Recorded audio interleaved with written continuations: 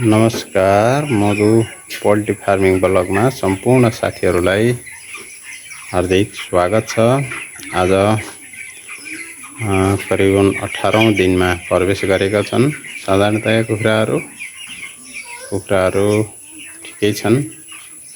आज साधारणतया 18औं दिनमा कुखुराहरूलाई सामान्यतया दिने मेडिसिनहरूमा अन्तर्गत आज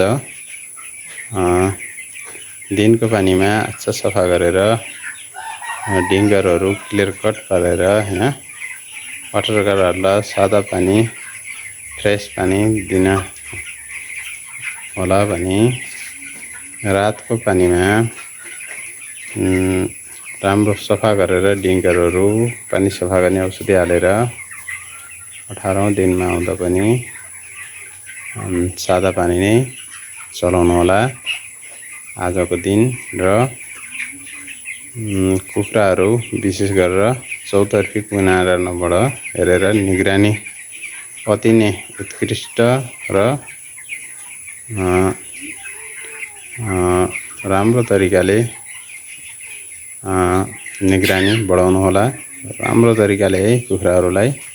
र आजको दिन कुखुराहरू कोही किसानहरूका कुखुराहरू मर्ने सामान्यतया 18 देखि 22 दिनमा कुखुराहरू मर्ने विभिन्न किसिमका गुम्बा रोग कोइला अब हैन विभिन्न किसिमका टक्सिनहरू विभिन्न किसिमका कुखुराहरूलाई रोग लाग्ने गर्दछ।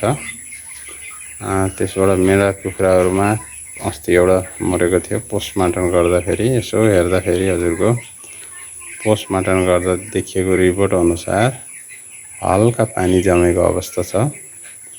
हल्का पानी जमेको अवस्था थियो। मोर्टालिटी करिबन 1% मोर्टालिटी भएको छ अहिलेसम्म मेरो दुईटा फर्ममा गरेर हैन दुईटा फर्ममा गरेर 1% मात्र मोर्टालिटी भएको अवस्था छ। साधारणतया आजको दिन अब बिहान बेलुका दिन र रातिमा सादा पानी चलाउनुहुन्छ भनेपछि पोस्टमार्टम कोही साथीहरूका कुखुरा मरेको छन् भने पोस्टमार्टम गरेर त्यसको आधारमा आजको दिन टक्सिन देखिएको छ भने टक्सिन लागेको छ भनेपछि टक्सिनको औषधि चलाउनु होला।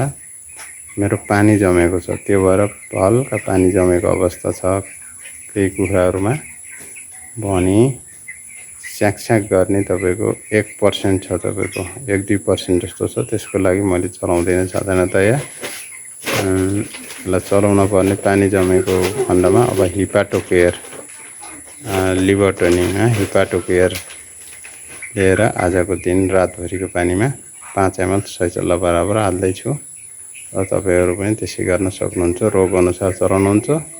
हृष्टपुष्ट कुखुरा मरा छैनन् मर्नेको संख्या 0 छ भने तपाईहरुले आजको 18औंको दिनमा आएर सादा पानी नै चलाउनु होला भन्दै अहिलेलाई मेरो यो कुखुरा सम्बन्धी डे 18 को भिडियोलाई अन्त गर्न चाहे साथसाथै डे 19 को भिडियोको लागि हजुरहरु लाइक कमेन्ट सब्स्क्राइब गरेर अगाडि बढ्न हुन सम्पूर्ण किसान साथीहरुलाई हार्दिक अनुरोध गर्दछु। हस्त नमस्ते। जय किसान जय देश।